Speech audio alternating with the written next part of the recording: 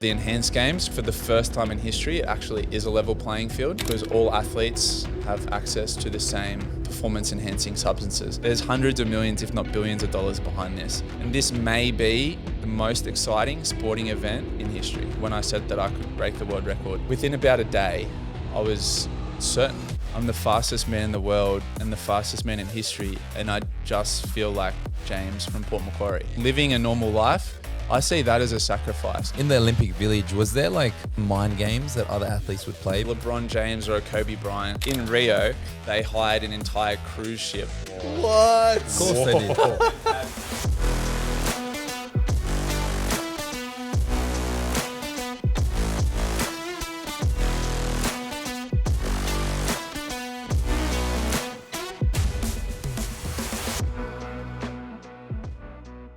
Nice. Well, we've got a very special guest with us today. So, You got some quick fire facts about this. quick guest, don't fire facts. We've got an Olympic swimmer with us today who featured in London in 2012 and the Rio 2016 Olympics. It's a pretty big achievement, where Very he got big. 3 medals. you? Wow. He's won 16 medals at international competition, including 8 gold. Wow, 16. Wow. He's won world championships at the age of 20. This is when he was much younger. Okay. But imagine winning world championship races at 20 years old. Imagine what we were doing Even at at- 20. What were we doing at 20? I know what you guys are doing at 20. It wasn't that. You weren't any better, bro. Relax. He's featured on popular Australian TV shows SAS, which is the SAS, army show. that's a hard one, eh? Yeah, that's a intense. brutal one. And also a surprising one, Dancing with the Stars. Oh, we're going to get into We'll get into We that. wanna get him to do he's some gonna moves on a little camera, dance surely. for us, Little boogie. show us the routine. And actually, interesting fact, I used to run digital marketing for a company I used to run, a gym equipment company. So we go back a fair few years, which will be interesting, we can get into. And the most controversial part of the conversation, which I'm really excited for, is he has been contracted by the Enhanced Games, which is What's the that, new Bayley? the new version of the Olympics where there's no drug testing. So you can basically go balls to the walls on any performance enhancing drugs. Probably not too many balls. There won't be many balls left probably. And if he breaks the 50-meter freestyle world record as a little bonus, he gets $1 million US. Just cash. So there'll be a lot to break into. Tax free or not tax free? It is the missile, James Magnussen. Welcome, boys? welcome. The You have a missile. very nice Wow, name. the Fun missile. fact: I have the same name as you. The missile. Missile. well, that as well. Yeah, but James, the call James you- part. Oh, James. What do they call me, huh? 1 minute man. One. Actually, we're going to get into a stat later on that might resonate with all of us here. So we'll leave that for another section. But welcome, James. Thanks for having me, boys. Welcome, Quite the man. location today. Oh, What do you think? I'm impressed. If this is the side house, I can't wait to see the main house. Yeah, It is a side maybe house. we get a round 2, get you the main house. And we're talking off camera, and you actually own one of the tiles on the Opera House, supposedly. Yeah, What's that all weird about? fact. They sold all the tiles in the Opera House one year to raise money for renovations or whatever. And I was sponsored by Samsung at the time, and they bought me one of those big suckers right at the top. So Wait. So go. you He own a owns the tile I own a tile No, he on the Opera House. on the Opera House. What's that worth? He owns the Opera House. I'm Give not us a sure now, ballpark. Give but us a ballpark. appreciation. Bro, Sydney property market, where we are. Far It's out, in the man. portfolio. Wow. Forget, would have thought? Forget gold. Forget Just gold, Yeah, forget yeah. property, just It's own a all about the tile. on the Opera House. Well, there's a lot to break down, but there's so many topics we can go into. I guess the coolest one we'll get into towards the end of the episode is more the enhanced games. Yes. But we'd love to go into, I know if people don't know your story, I guess jump straight into what it was like leading up to your first Olympics, because we sort of know the context. To give everyone context who doesn't know, James went to the Olympics, all this media pressure, expectations. But yeah, give us a bit of a rundown what it was like going into your first Olympics But as a before- young kid. But before we go there, I actually want to, take it Yeah, back no, even go. further. Yeah. Like, why swimming? Like, when you were young, your family just put you into swimming? Are you just swam one day and you're like, shit, I'm actually good at this?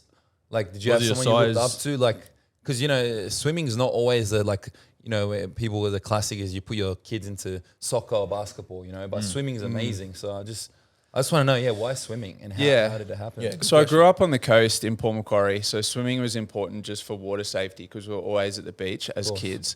And then honestly, what got me into swimming, I did my first swimming carnival at school, Smashed like it. we all do, and won. And just I got something. How old were you? Wait, were they good? I was probably about 9, I guess. Won my first swimming carnival. And then you kind of get this persona from a very young age, like, oh, James is a swimmer. Swimming He's, guy. he's the Yeah. guy that's Swimming good at guy, swimming. Yeah. And then you start to lean into that. I joined swimming club when I was probably 11, which is not that young. You do squads and stuff? Yeah, I did squads, but only really started those squads and more serious stuff, say 12, 13. Yeah.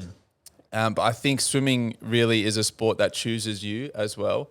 There's a big genetic aspect to it, I think. 100%. Were you tall when you were young as well? Because you're Yeah. what, 6'6" now? Or Yeah. 6'7"? Or did you Yeah. have a massive growth spurt and you're like, this No, works? I was always the big kid, which helps. helps. That must not. I think Flippers, bro. the first thing that everyone says, like saying this morning, is like, I can't believe how tall you are. Yeah. The reason being, when you see me on TV with all the other swimmers, they're all the tall same too. height. Yeah. Yeah. So if you went to say the 100 freestyle final at the Olympics, I would be average height. So there'd Really? be guys taller than me.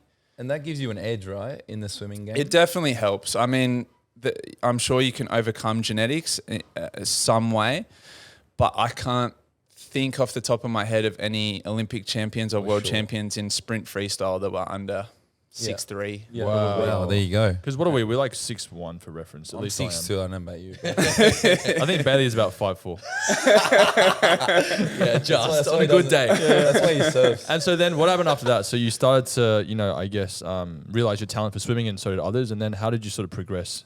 after Yeah, that? so I think that there was some definite defining moments in my childhood around swimming. So Port Macquarie was an interesting case in that the pool in Port Macquarie closed between April and September. So you great. couldn't swim year round, which actually worked out to be a really good balance for my childhood. So I'd swim in summer and play rugby league in winter. And I loved both. Were you good at rugby league as well?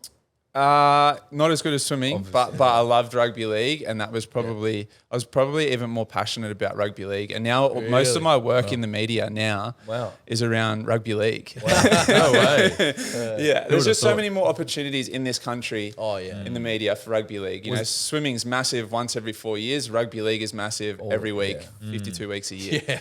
Was there like a defining moment where you were like, all right, I love, because you said you're more passionate about rugby league. Were you like, all right, like I like this sport, but I've got to choose one? Because like anyone who's done anything worthwhile or has achieved a level of success knows that you have to go all in something. You can't have two minds. You've literally just got to go everything in. Yeah, so there's two moments. The first moment, I was playing rugby league, and for the Port Macquarie Sharks, we went the whole season undefeated. Wow. We got to the grand final. I think the games were 60 minutes or 70 minutes, winning the whole game. And then just before the siren, the other team drops the ball and there's a scrum. We feed the scrum, the siren goes to say the game has ended. And our lock picks the ball up out of the scrum and kicks the ball in the air in celebration, not knowing that the game isn't over until that final play finishes. Oh my God. The other team catches the ball, passes it out to the wing, scores in the corner and converts to beat us after the siren. And we hadn't lost the game all year. Oh my God. I remember sitting there saying to my dad, like, Nah, I don't play what the this. hell? Like, I had one of my best games of the season in the grand final. I did everything I could for the team and we lost. Like, this is such a hollow feeling. Yeah. And then I thought swimming, It's just swimming, I don't rely on anybody else. No, it's nobody else's work ethic. There's no external factors. It just comes down to when I stand behind the block, it's up to me.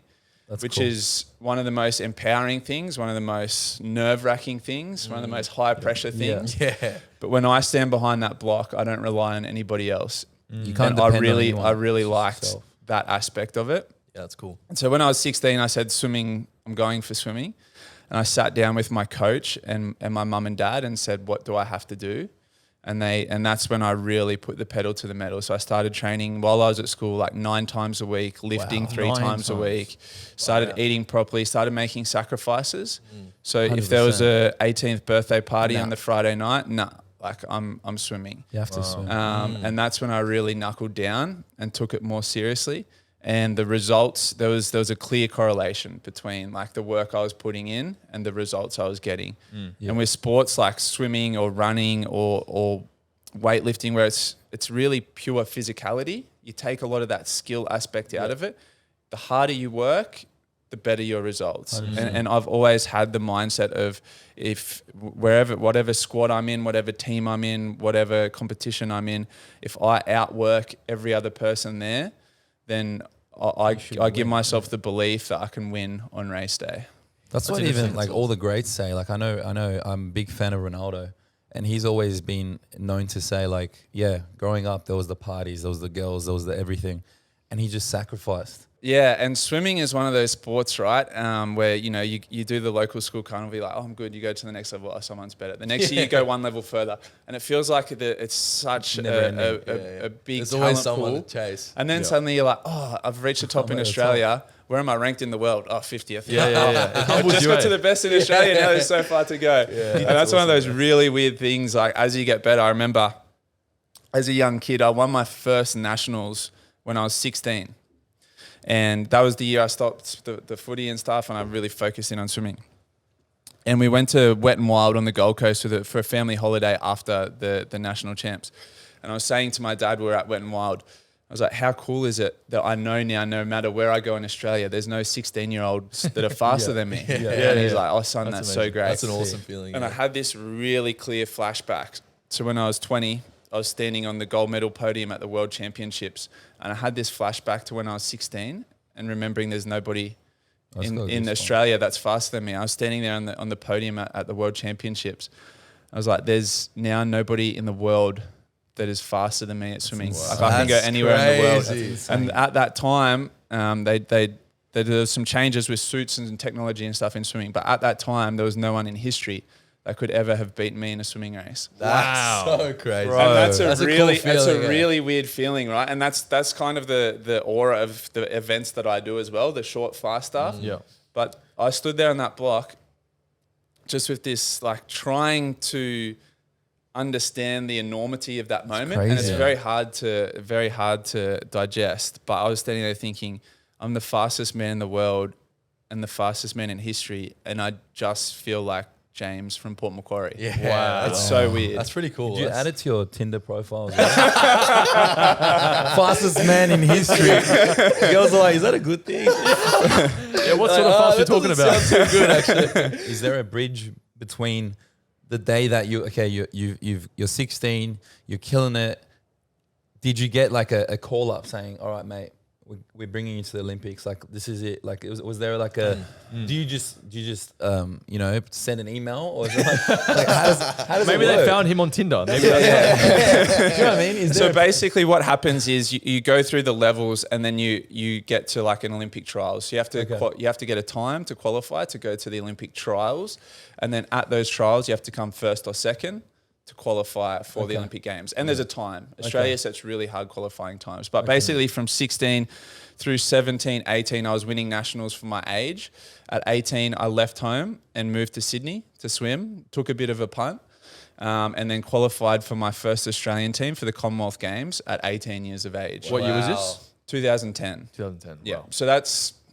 So in some senses, like I was a little bit late to swimming in that, like at 13, I was 50th in my age in New South Wales. By 18th, I was one of the fastest in the world, and I was swimming for Australia. Wow. And that was that pure like dedication to my craft during those formative years as a teenager, when there's so many distractions and other options and things, other paths you can take. But I was very, very grateful for swimming. So back to your question. So yes, Carry on. You there was a time, I believe it was in the Olympics, Bayley, where you lost a race by 0.01 second. Now, 0.01 second may be a short time for many, but it's a long time for me. So how did that feel losing by such a small margin? And guys, before we continue, we want to give a quick shout out to our sponsors, Getaways. The boys and I are blessed to be partnering up with Getaways, who have some of the most amazing short-term accommodation in the country. Whatever the occasion, whether it's a cheeky boys trip away or you want to surprise your partner with a holiday, Getaways has got you covered. And guys, go ahead and check out Getaways on their website or on their social media platforms. We'll be leaving the link in the description below. And without further ado, let's jump straight back into the episode. Yeah, so essentially, I think in swimming, we work in milliseconds, right? Like that's the world we live in. And so for me, the time was never an issue in that race. The fact that I didn't win that race, that was the most disappointing thing for me at that point in my life. That was the year after the world title. So I went into those Olympics. Which Olympics was this? This 2012 in London. Yep. I went into those London Olympics as the favourite for the 100 freestyle. Yep. A lot of pressure. Yeah, a lot of pressure. And an Australian hadn't won the 100 freestyle at a World Champs or an Olympics since Mike Wendon in the 70s, I think. So when I won that world title in 2011, it was like the first time in 40 years that we'd won really? the Wow. 100 freestyle. And that's the blue ribbon event. So at the Olympics, you have the 100 meters track. That's huge. And the 100 meters freestyle, swimming. That's the two Big ones. The two biggest races, yeah. big dogs. Yeah. So going into that Olympics, I think I had like 10 to 12 individual sponsors. Like every time I turned on the TV, I was like every ad on TV. Every time I drove past a bus, it was every. It was you. It was you. Every time I opened the paper, I couldn't get away from it. And I went into that 2011 World Champs. I went into that World Champs as virtually unknown, like to the general public.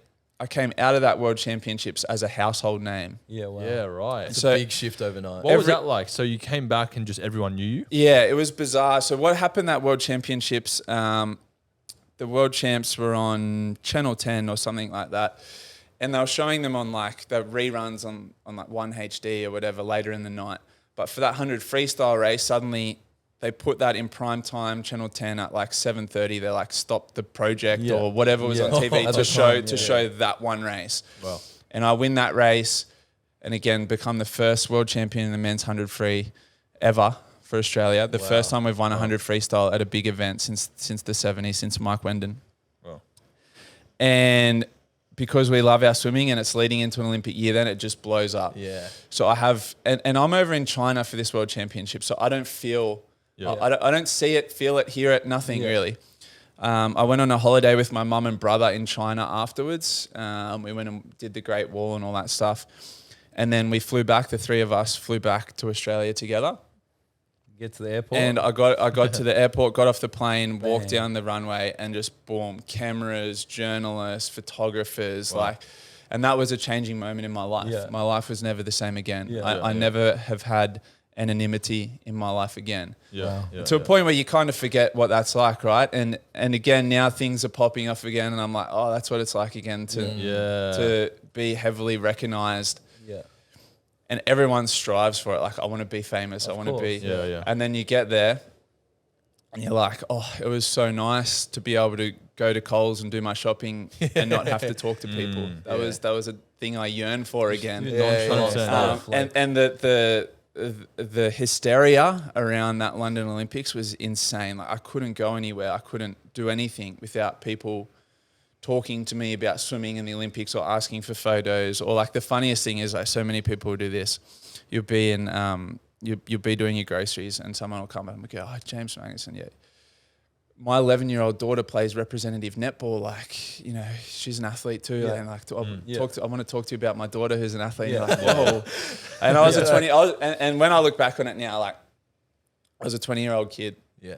And I say kid because I was a kid. Yeah, like, I had no life experience. 100%. And people had taught me how to be a good swimmer. But there's no lesson in how to be a celebrity. How to be a role model. Even. When you're young, you read things and listen to things and are influenced by opinions that really shouldn't matter to you. Yeah. Yep. Good, bad, and indifferent. So if I read an article saying James is the greatest athlete in Australia, I take that on board. I then read another article saying like James is an arrogant bastard. I take that on board. Of course. And that is like a really hard thing as an athlete or just generally as a person. Especially before, say, a big race or something. Yeah, absolutely. And that was at the dawn of social media. Like, you think 2010, 2011, I think 2012 Instagram took off. Like, I remember I got Instagram while I was on staging camp for the Olympic Games. Yeah. No way. And suddenly people are messaging me and have access to me that had never had it before. Like, there was just this perfect storm of new world media and attention and all of that stuff. Your DMs would have been crazy. The DMs were crazy. Yeah. What's the craziest DM you've ever gotten? Hey? What's the craziest DM you've ever gotten? Oh, man. Good or bad? He's scrolling through all in your head. Oh, bro. Wait, are you single right now? Like feet. No. Feet, Oh, you're no, not? Okay. I'm taking right Well, now. maybe But the we don't- DMs around that time. feet pics. Yeah, everything. Everything. And from Did you get my DM back in the day? like every sector of the public. Yeah. Like I was openly straight, but like that didn't stop guys from shooting Yeah. their shot. Jamie knows about And it. whilst girls at times can send an aggressive DMs, guys send such aggressive DMs to the point where I don't know if they're thinking like I look at my DMs, I'm like, that's the dick that turns it for me. They think they're gonna sway you with this one message. I remember at one stage, my manager's like, I'll run your social media for you for a bit. And he's like, man, I can't handle the dick pics. It's too much. Really? That's crazy. Really? Imagine you starting up an OF for yourself. Oh, mate, you go famous. Well, I names. always just find it so funny. And I still get them to this day. Like, guys are out there thinking, like, I know he's straight, but I'm going to shoot my shot. This is the one that changes it. So you got Jamie's. You got DM, mine, but- did you? Yeah, I got yours. But you probably couldn't see mine. I'd love to go deeper into no pun on the Olympic side of things, right? Yeah. So your first Olympics, because this Yeah. is what we're talking about, that race where the pressure was on. So we got a bit of context on what it was like leading up to it. You know, now you're all of a sudden a household name in Australia, getting surrounded.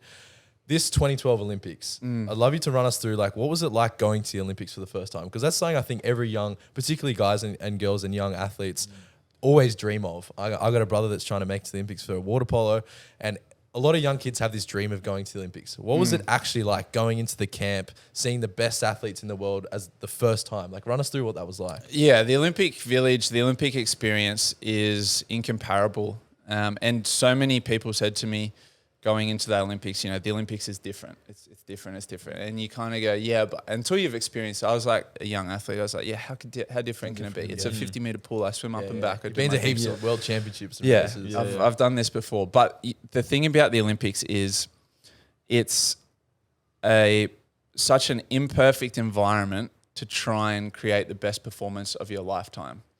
So you're sleeping on a single bed, which I'm hanging over from the shins down. Not comfortable. Really? You're in a super noisy, loud village environment.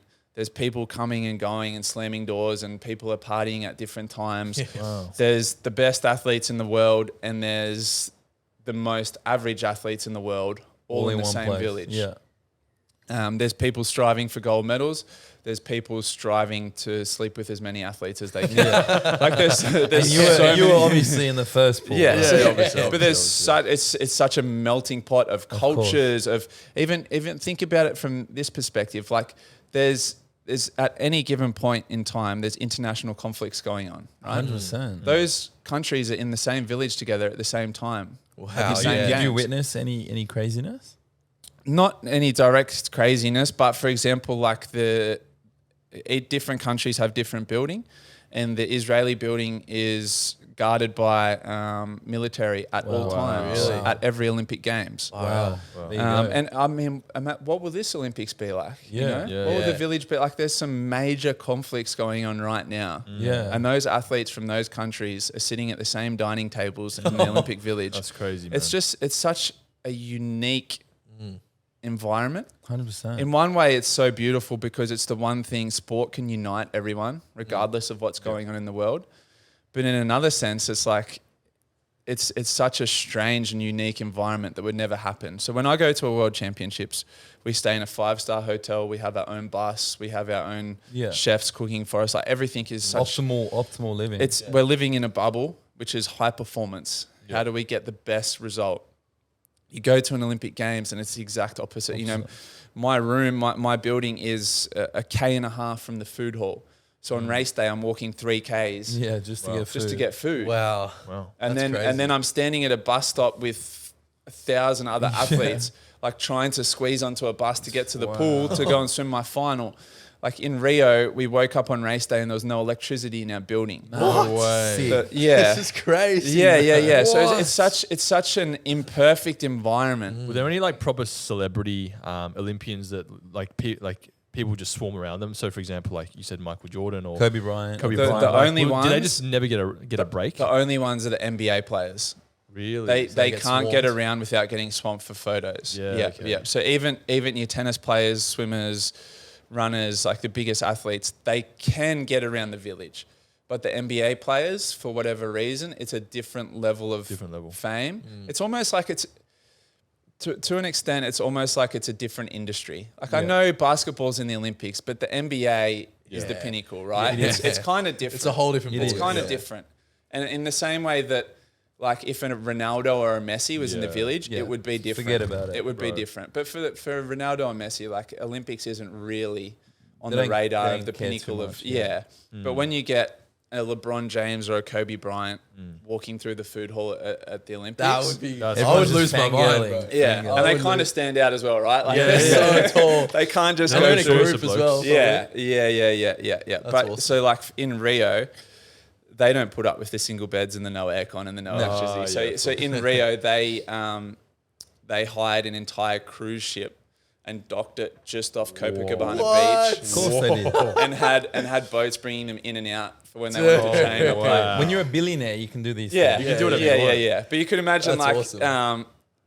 we'll grin and bear it and put up with those conditions. But when you're as famous and as rich as those guys, Yeah, they don't it have doesn't to. fly. In the Olympic Village, was there like some mind games that other athletes would play? Because obviously you'd be in the village with some of your biggest competitors. Like, would they like, you know, if you're at you're getting your bacon, no, not bacon, you're getting your oats and your eggs and like there's stare downs and stuff, or is everyone pretty like cool? Do you know what I mean? The most intense environment you will get is before the 100 freestyle final, right? So behind the scenes, you got the stadium where there's, you know, I think in London there was like 25,000 or 30,000 people in a closed stadium. So it's super loud. Yeah. You got the stadium, and then behind the stadium, there's the warm-up area where all the teams are. There's a warm-up pool, all the masseuses and physios, and you're all in this big area. And that's a hive of energy. But before the 100 freestyle, that area empties. Oh, wow. Because everyone goes up to the stands because nobody wants to miss the 100 freestyle. Yeah. So right before the 100 freestyle, this whole area empties. So there's me and my coach, and there's the 7 other men from other countries who are swimming that 100 freestyle and their coach. And we're in this big pool, this big area, and it's just us. And it's deadly quiet, and we can all see each other, and we all know we're about to race in the biggest race of our lives. Wow. And we're all kind of eyeballing each other. There's a bit of bravado there. Yeah, that's what I wanna know. 100%. I think I'm going to win, but every one of those 8 people think they're going to win. Yeah. And that is the most intense Feeling. environment in the world. Wow. Yeah, that's crazy. So when you're about to go out, for example, you mentioned like the biggest event of your life, essentially. How do you get yourself into a mindset that's going to actually enhance your performance or get you to perform properly? And to take that further, sorry, because I wanted to ask, when you're on the blocks, when you're just before you go in, what are you thinking? What are you thinking? Like, How do what, you stay calm? are you saying like, I got this, I'm the man, I got this shit? Like, There's Is it some spiritual thing, do you or know what what I is it mean? like? Yeah. There's 'Cause a I would little pray. bit of self-talk, but to the point where you get on the block, you focus right in on process. So at my peak physical performance, I would simplify my race, the 100 freestyle, into 4 words. And when I get on the blocks, I'm just thinking about word 1. And so for me, like my start, it was all about being explosive. So my word was explode. So you just like explode. So I'll just be focusing on going explode, explode, explode.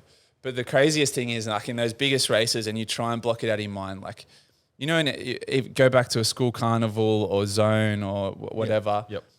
A race where there's a starter's gun or it's a take your marks go, there's something extra nervy about that. So weird. It's so weird. Butterflies, eh? And I remember like in some of my biggest races, like I'd be standing there on the blocks and they'd say, take your marks.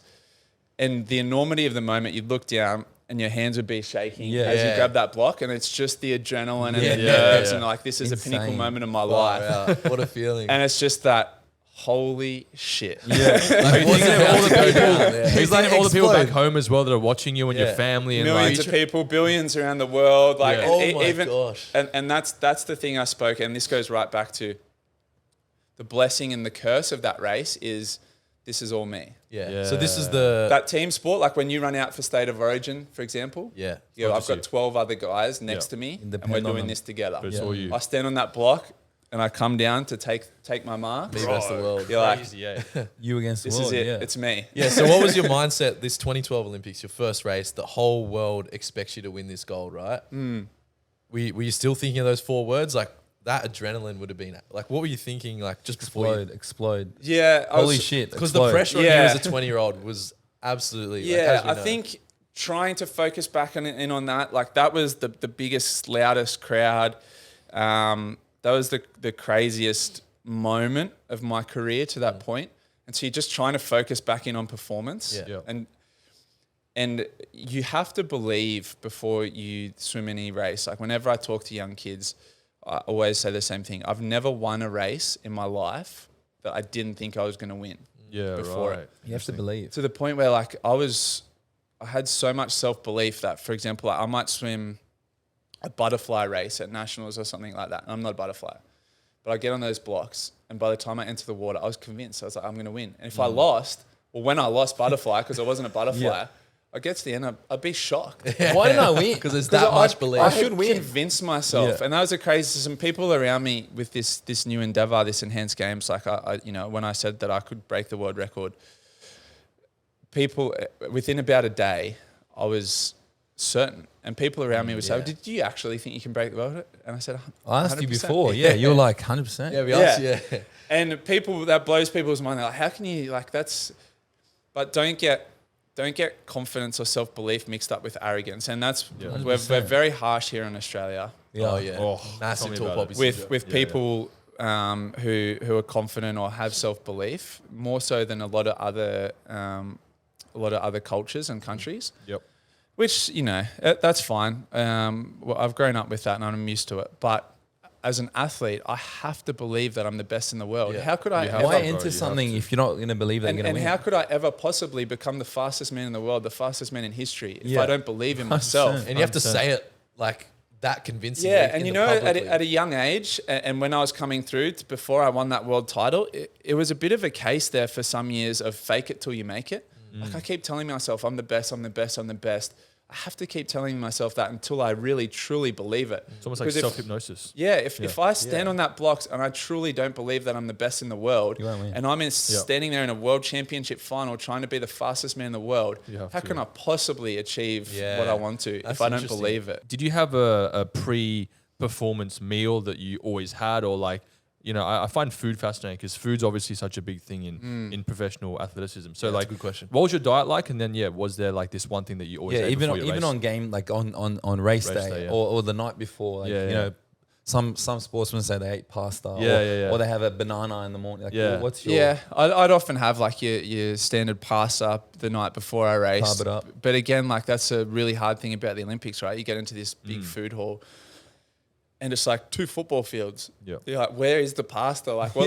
Like, how do I find? Like, I just want like a tomato-based sauce. Yeah. Like, where's the parmesan Your only cheese? options Like, are meat pie or something. it's a bizarre environment, but I always Ideally, what would you have? I would ideally have like some pasta, some meat, some veggies, like keep it pretty clean. The night My before? diet was always clean. Yeah, the night before. Yep. But the big thing for me was consistency throughout my whole preparation. So I was having the same sort of things for dinner on a weekly basis. What was So your it wasn't- diet like from like? So my top to diet finish? was large. So I was having to eat like over 4,000 calories a day. calories. And I'm doing it again now. That's Whoa. my bulk. It's so much 4,000. food. Yeah, because I was expending so much energy. The most interesting time with my diet was we went and did altitude training in Boulder, Colorado. Oh, that's Yeah, so up near Aspen. And it's like 3 times Mount Kosciuszko here in Australia, so we can't emulate that here in Australia. That's nuts. Up there training, working out hard, and they were doing these measures of glycogen levels in your muscles. So they do ultrasound in your muscles to see the level of glycogen in there, which is basically how much energy is in your muscles. Yeah. That's crazy. And I'm training, I'm testing them. They're like, you're at like 20%, you need to eat more. I'm like, all right, 4,500 calories. Test. You're at like 25%, you need Eat 5,000 calories. 5,000. You need to eat more. 6,000 calories. You need to eat more. No. I'm pushing up towards like 7,000. I'm like, how do I do this? So they're bringing out like 7,000. they're bringing out like a liter of chocolate milk and a big bowl of macaroni and cheese and like burgers and my chips. God. Like keep Get eating. the like, calories in. you Liquid need to calories. Bro. get more calories, like, and so you actually build at times a weird relationship with food. where like I almost didn't want to eat because I was eating so much, and I naturally don't have a huge appetite. And so I'm forcing myself to eat, or forcing myself, like I'm putting thickened cream and peanut butter in my protein shake to get more calories. Which you would never do normally. Which I never do. I'm blending up like almonds and dates and full cream milk to try and get more calories. And I built like a bit of a weird relationship with food at times where it was like people crave food and want to eat more food. I was almost like, I finished training and I was like, I don't want to eat. You always want what you can't have, exactly. Because even when I've been like dieting, bulking or cutting, you always want the opposite of what you're on. It's so weird. I've actually only recently in the past 2 weeks stopped counting my calories completely for the first time in 10 years. So what like from breakfast, lunch to dinner, like what was your diet typically like though? Like so breakfast. I'm going to write these down. I want to know. I'm actually super curious. Breakfast would be like bacon, eggs, cheese, beans, toast, sauce, and a protein shake. So you're trying to get sort of 1,500 calories for breakfast. Wow. Then the other meals of the day would be like meat, veg, and rice. So like maybe lunch is like tuna and rice and broccoli. Dinner might be steak, rice, and a mixed pack of McCain's vegetables or something like that because I'm a shit cook. Is McCain still around? They're like the steam. I want to preface, guys, just by eating all that, you're not going to look like him. Like the guy does that much exercise. He expends so much energy to be able to eat that. So you're not going to look like an amazing, Well, you're not going to be 6'7" or something. No, you're not going to just magically grow and get jacked. When I first left home, I was living in a share house with other swimmers. We're living in a share house in Lidcombe in Western Sydney. And this study came out that like the kids were developing quicker and stuff because there was hormones in some of the chickens, the dodgy chickens. Get the chicken in. So we're like driving around trying to find the dodgiest chicken shops in like Auburn and Granville and stuff. Like, where's the dirtiest chicken shop? I need to get these these hormone chickens, man. Fill up with hormones. Next minute is doping athlete. Now speaking, all I had was chicken. That's a nice segue. I mean, speaking of performance enhancement through chicken, we want to obviously, as we promised at the start, we want to touch on this new initiative that's come into play. You've been invited to the Enhanced Olympic Games, and so for those of the viewers that don't know what that is, can you explain? What does that mean? So basically, the Enhanced Games is a compact games which will have running, swimming, weightlifting, and combat sports. 4 sports, really simplifying it down to that faster, higher, stronger, which was the original Olympic motto. There's so many sports in the Olympics now. This is very condensed. Basically, there's always been performance enhancing drugs in sport, right? And people always get caught. Sometimes it's at the time, sometimes it's retrospectively. Still to this day. Years down the track, there's been documentaries about entire countries having state-funded doping programs. Insane. Wow. So whilst the Olympics is like this perfect thing of a level playing field, it's the fair, it's the righteous but it's games. It never has been and it never will be. And that's a shame because as Australian athletes, I believe we're some of the cleanest athletes in the world. But there's this new concept, this new games out there called the Enhanced Games, which for the first time in history, it actually is a level playing field because all athletes have access to the same performance enhancing substances. Wow. Now, to start off with, people always think like this sounds sketchy, like you're going to be using these dodgy full doctor. These dodgy supplements. You're going to be getting them from a gym bro from his boot at the local fitness first. It's Chris. But if you imagine like for what would be ideal for a swimmer, it's not to be this massive like gorilla. That's just like I think off the bat, everyone just thinks, all right, whoever uses the most gear is going to win. It's like, no. If you break it down, that's not actually, that doesn't make sense. Because even if you were like using test or whatever for bodybuilding reasons, right? You still have to train. 100%. So like diet, but for swimming, it's a completely different thing. You're not just trying to get as big as possible. You have to be optimal. It's not all about size. It's about optimal human performance and what does that look like and how do we advance human performance? We've reached these limitations now. Like for 50 freestyle, for 100 meters track, like no world records have been broken in 15 years. Really? We are really reaching the upper limits of human potential, which is awesome. Yeah. So what's the process? Like, what's your, can you tell us the plan for you? Like, in terms of your performance enhancement cycle, what are you guys kind of working towards? How are you gonna beat this record? Yeah. So basically, the games will be held sort of the back half of next year. There's still countries bidding on these games. There's still broadcast rights. There's still a lot of water to go under the bridge before we have a date and location. But as soon as that date and location is announced, then I'll reverse engineer my preparation to peak on that day. So to start off with, I'll get full blood works, full body scans, organ function, hormone levels, diet, brain, heart, understand completely where my starting point is at. Where am I really strong? Where are any weaknesses or gaps in performance? Where can I improve? And what is optimal for performance? And then I'll basically work towards it. And it doesn't start with substances. It starts with diet. It starts with training. It starts with brain function and cognitive health. It starts with organ function. Can you walk us through that? Like, what are some things you would work, for your mental state? Are you on nootropics? Before we get into the body improvements, what are some of the brain the tests and things?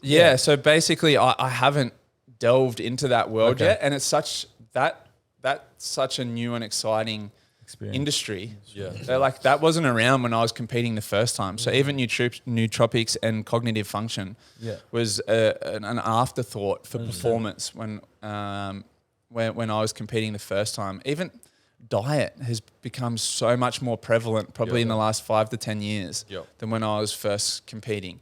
And then things like, doing tests around what my body reacts well to. Are there foods or things in my day-to-day life that are causing inflammation or reducing recovery? Things have even improved around like ice baths, saunas, cryotherapy. Like there's so much out there, man. The health and fitness industry is enormous, and it is running at such a fast pace, improving at such a fast pace that even in the 5 years since I've been retired, things have progressed so much, which is really exciting for me and my attempt at this world record. Once I've got a complete picture of my whole body, my organs, my brain, my diet, everything, that's when the performance enhancement part of it comes into it. So the first part and the most obvious thing would be testosterone, right? Like I'm 33. Is my testosterone the same as when I was 20 competing at that first Olympics? Probably not. And I know now, like I'm training full time now, and I'm waking up a little bit sorer, a little bit more tired. It takes me a little bit more time to bounce back. I'm having to have like 2 days off of a weekend rather than 1 day when I used to train, just so my body's back. I've had a shoulder reconstruction. There was times during my career when I was racing with epidurals, which is what women have when they're having kids. What does that mean? What's epidural? So an epidural basically is a painkilling injection into your spinal cord. Okay. Yeah. So there was a time when I raced where I couldn't feel from my belly button down. Wow. Because I had like a black disc in my back. Yeah, I was working up muscle memory. That's crazy. I think it's working. I've had like injections in my hips to race, like all these injuries that just happen with elite sport. What about like peptides and like recovery stuff? Because there's, obviously everyone knows testosterone, but there's a lot of things that can actually aid in recovery and improvement in injury. They're two of the first things. So like peptides, like your BPC 157, stem cells. Oh, stem cells. Amazing. Like for me, stem cells in those injuries that can actually reform tissue and ligaments and cartilage and like regenerate lifelong injuries that I thought may be ailments for me for the rest of my life. Wow. I honestly think, and Ridley Scott has signed on to produce a documentary for these games, which will be picked up by a large streaming network. We can't name names yet. Sure, we can guess. But imagine if we all sit back and watch this documentary and there was stigma attached to performance enhancing drugs, right? There's always been a stigma. People have preconceived ideas about what's going to happen. Imagine if at the end of this project, we all sit back without judgment and watch my journey and go, James went into this as a 33-year-old with a 33-year-old's body, with injuries, with a level of health which was here, with a biological age which was here. He came out of this with amazing performance, a world record, $1 million, all of that is just the cherry on top. But he came out of this with a 25-year-old's body, with injuries that have healed themselves, and that he's now actually healthier. Yeah. Wow. And will live a longer, fuller life because of this experience. It's positive. Yeah, We all that'll might be- sit that'll back be there and watch crazy. that and go, holy shit. Like, we had this really weird stigma attached to this industry. Yeah. But actually, like, these things weren't created to make athletes that look like the Hulk. These things were actually, this anti-aging industry is actually for the betterment of health and humanity. It's like growth hormone. There's a lot of positive in it, and it's like they say the fountain of youth. Yeah. Yes, people do abuse a lot of these drugs, unfortunately, and that's what gives us the stigma. But as you said, if it's done properly in a civilized way with as you said, doctors and the right people around you to achieve a goal of whether it's to win a world title or to improve your health, there definitely can be some positives. Yeah, and imagine if at the end of it, my dad's 65. Imagine if at the end of that I could sit down with him, and no doubt he would have preconceived ideas about these things, right? And he would never go to a doctor and ask for testosterone. Yeah. Imagine if I could sit down with my dad at the end of this as a 65-year-old and say, hey, Dad, you don't have to feel tired. Exactly. You don't have to age gracefully and just go out quietly start and working wither again. off to the end of your time, losing cognitive function, becoming slower and struggling in those later years of life. You can live a full life right till the end with energy, going to the park and running around with your grandchildren, 100%. being happy and healthy. Because as men, aging has always been a little bit taboo. Oh, look, that guy dyed his hair, or that guy got Botox or something like that. That's been a really taboo thing. For women, there's ways when they age that is so there's no stigma attached to it. Like expected Botox, almost now. fillers, fake boobs, eyelashes, eyebrows, hair, whatever. Like, it's fine. Like, we Nothing wrong support with that it. as well. Yeah. Like, you age how you want. But as guys, we slowly get more tired, more grumpy. We lose our libido. That's what I was going to say. We lose our energy, and we just have to do it quietly. Yep. It doesn't have to be the case. So and this way you can get both heads working again. I don't think that has to be the case. And, as a young athlete who, my whole identity has been around my physicality my entire life. Like, I've always been an athlete, and that's something I really struggled with when I retired. Like, what is my identity now? Like, I'm not the fastest guy in the world anymore. My physicality, my athleticism is no longer my identity. Yeah. And that's even scarier to think about as I get older and lose that athleticism and lose that physicality. Who am I then?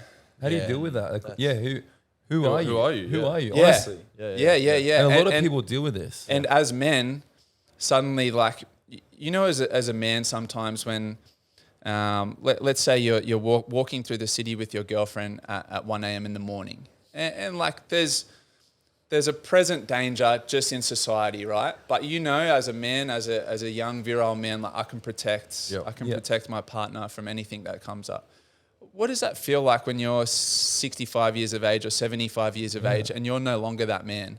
You too are susceptible to Something happening. the world. 100%, yeah. You're no longer the provider, the man, Protector, the protector. It's a big Yeah, ego. yeah, that's a big ego one. shot. It must be really hard. And I suffered a little bit of that identity crisis in retirement of, like, I'm no longer The man. the missile, for lack of a better saying, right? Like, I'm no longer that guy. Yeah. In swimming.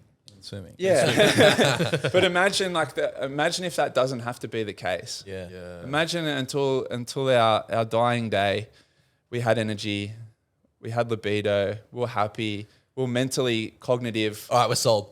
Yeah. What's your discount code? So you're hoping, other than as you said, the cherry on top, you win, you beat the record, you win the $1 million, amazing. But this is actually going to be a societal shift potentially for everyone to open up their eyes and realize, hang on a sec, like, you can actually do this. And for someone that's not an athlete, your dad, is just an older guy who wants to make the most of the rest of his life. Yeah. And that's something that's come as I've spoken more to people in that industry. to doctors, to healthcare professionals, to people investing in the games. Why are they investing in the games? What is the opportunity in these games? This is an opportunity above and beyond sport.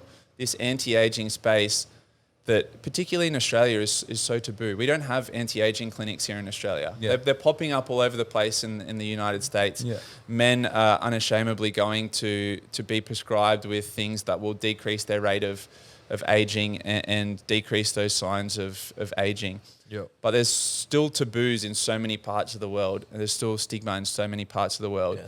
So imagine if this games actually advances humanity for the better. That's amazing. And Well, that's there's a amazing. business opportunity, anti-aging clinics. Also, if you said that, if you said that there's a documentary behind it, we all know the power of these documentaries that are coming out these days to literally shift culture. There was that one on veganism. Yeah, there's the game ones changers. on Formula One. Like, this is changing the trajectory of sports, like the funding that goes 100%. into it, Yeah. changing societal perceptions. So that's a massive like opportunity there, and a cool thing that we're addressing, because there is stigma, but people have those perceptions. They've never probably, I bet, never done a minute of research in their life. Never No, looked at anything. 100%. It's all just societal perception. So that's even like a cool opportunity for you to sort of change that trajectory. No one in knew what culture. veganism was until that. Like, no one. Do you know what was it But called again? it was Game Changers. Game Changers, yeah. Game Changers. Like, Yeah. I know personally in my circle, so many people that suddenly became vegans after that.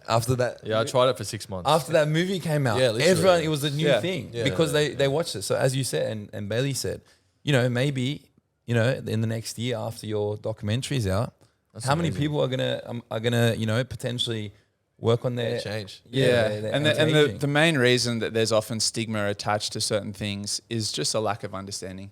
Yeah. And that's the one thing I say to people in this whole thing, anyone that has criticisms or anything, don't jump to conclusions. Like, what I'm doing is not affecting you, right? 100%. Sit back, enjoy the ride, watch it, and then give me your opinion at the end. Yeah. Not at the front. Yeah, I don't yeah. want your opinion now. Yeah. Were you? Let it all happen. Watch it. Watch the documentary. Watch the games. Yeah. If at the end of this it all falls apart and there's terrible side effects and nothing worked and stuff, then fair. give me your criticism then. Educated decision. But opinion. the team behind this is not like some cowboy event. There's hundreds of millions, if not billions of dollars behind this. There's some of the top professionals in the world. This is not a cowboy event. This is going to be done properly, scientifically, medically, in a controlled environment. And this may be the most exciting sporting event in history. Wait, Wow, there's a clip. What a slogan! What a slogan! What a clip. Do you have like a full team of scientists working with you? Like, do you have a team dedicated? I'm sure there's specialists in different fields, dietitians, all these scientists. Do you have a team dedicated to your performance? Or how Yeah, does that so work? the Enhanced Games has their own medical team, which is quite extensive. And then I'll gain my own team that will give me separate advice so that I'm covering all my bases, and that performance is an aspect, but my health is always first and foremost. Yeah. That's the most important thing to me throughout this whole process. And, I'm 33 years of age. I don't have a family yet, but I'm of that age now where I'm starting to think about starting a family, having kids and all that kind of stuff. Yeah. So that is front of mind. Would you And- freeze some sperm if Yeah, you had to? yeah, potentially I would freeze sperm. Yeah, and that's I think we can break down stigmas again there, Again, right? yeah. Like, there's so many people that go, oh, if you're on test, then you can't have kids. Yeah. Again, like there's so many preconceived ideas around this industry because for its entirety, it's been done in the shadows Yes. to beat the system, to cheat, 'Cause to it's get an it's unfair illegal. That's the to thing. get an unfair advantage. Like, it's all been done in the shadows. This now is like, there's no secrets. Like, I would love to just be able to, and I will. I'll come out and say, I'm now 12 weeks out from the Enhanced Games. I'm taking 100 milligrams of test, BPC, and I've had stem cells injections every second week. And I feel amazing. My performance is doing this, and I'm waking up with morning wood every day. all backed by data as well. But I just want to be open and Yeah, honest that's and amazing. break down, take it out of the shadows. Yeah. Like, They're people doing have- it anyway. Yeah, people have been doing it like dodgily and to beat the system. Here it is, we're all on a level playing field. This is what I'm taking. This is how I feel, and this is what it's doing for my performance. Like, how cool would that be? And on the contrary, like, I know from a lot of my friends who have done quite intense training, the actual kind of weeks leading up to a big event for whatever the sport is, they feel shit. Like their organs don't work. They can't get morning wood. They feel depleted. So I think what you just said there, where potentially you're going to actually be feeling amazing throughout this whole thing. Did you feel that as well in your experience? I think at times, I was actually talking to one of my coaches a while ago, and he was reminding me of when we do testing and stuff, and my free testosterone was actually really low. Yeah. Because I was always like teetering on a knife's edge of world-class performance and chronic fatigue. Yeah. Like you're pushing your body to its 100%. absolute limit, and you're teetering on that edge of like a little bit more, and my body falls apart. But I have to be doing this like crazy amount just to get to that level. But maybe with some of those performance enhancing, suddenly that like levels out the risk. So no longer am I teetering on the edge of chronic fatigue. Yeah. So I'm sleeping better, I'm recovering better. You know, I'm basically like a 16-year-old athlete again. Yeah, that's amazing. Remember when you train, go to school, come back from school, train again, sleep and wake felt up and sweet. just go again the next day. Yeah, that was the best. Yeah, that was the best. Yeah. That's I awesome, forget about man. that sometimes. I look back to like, I'd get up at 4 a.m., train for 2 hours and swim, walk to school, go to school all day, like play footy at lunch and stuff, come back, train again in the The afternoon. best times, man. Yeah. I never remember feeling tired. 100%. Maybe I did it, but I don't remember it. Yeah. Is there anyone else you'd love to see join you in the Enhanced Games? There's a couple of people I'd love to see. I'd love to see current world record holder Cesar Cielo come back and race. Okay. I'd love to see one other guy's gone sub 21 seconds, Fred Bousquet from Oh, France. I'd love to see him come and Yeah. race at the Olympics. And I'd love to see my American nemesis, Nathan Adrian, who beat me in London, come back and race at the Enhanced Bit of a Games. There you go. There's I a think call out. it'd be such a cool opportunity to get some of the biggest names in the sport together again. Yeah. And race All in your race, the one all final in the race? 50 That's freestyle. sick. That Well, we'll have would to be see an if that event. ever happens in the future, huh? 100%. That's exciting. I'm pretty confident by the time we stand on the blocks for that world record attempt, that race will be full of world champions, world record holders, European champions, American champions. There's a lot of names behind the scenes that have shown interest, that are just waiting for dates and locations before they really commit to this. Well, this is just the beginning. You're the first starter, and then Someone's got to everyone go will follow. first. Exactly. No, we're all looking forward to seeing your journey, man. And thank you so much for sharing everything you have on this episode. I've learned a million things that I had no idea about. I'm sure we all have, and the same. viewers as well. So yeah, what we do at the end of every episode is we ask the guest, what are 3 pieces of advice they'd have that, say someone watching this right now wants to be in the position you're in, or even to succeed in sport or in life. What are 3 things they can do right now that they can implement to get them going?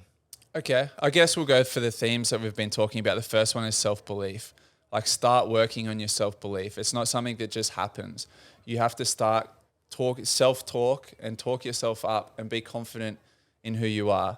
So many people are embarrassed to admit that they're good at something or embarrassed to talk to their parents and say, I want to exceed in something. The second thing is to truly succeed in any industry, you have to completely put yourself out there, which is the scariest thing to do. Like for me to put myself out there on that block with no excuses, no one else to rely on, that's a daunting thing that most people won't do in life. But if you set yourself a goal and you articulate it, I want to do this, and then you keep yourself accountable and give yourself every chance to achieve that goal, it's a really scary thing to do because if you fail, there's no one else to blame.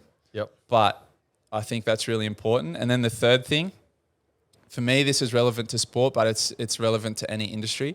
Outwork the room. If you work harder in your industry than those around you, you can never fail. Wow. Awesome, bro. Love What a it. way to end. Amazing. And James, if they want to, if the viewers want to find you, that have watched this episode, they're inspired by your story, or they just want to see what you're up to next, and especially at the Enhanced Games, where can they find you? Just James Magnussen on Instagram. There's not too many James Magnussens in the world, so you should be able to find me. Amazing, Awesome, bro. cool. Love it. And as always, if you guys want to, check us out as well and see some of the clips from this episode, you can find us on YouTube, Instagram, Facebook, TikTok, Spotify, Apple Music, all the streaming platforms. And hope you guys enjoy this episode. All right. Thank Perfect you. way to Thank wrap you, it bro. up. Appreciate it. Thanks for coming on, James. Thank you. Sick.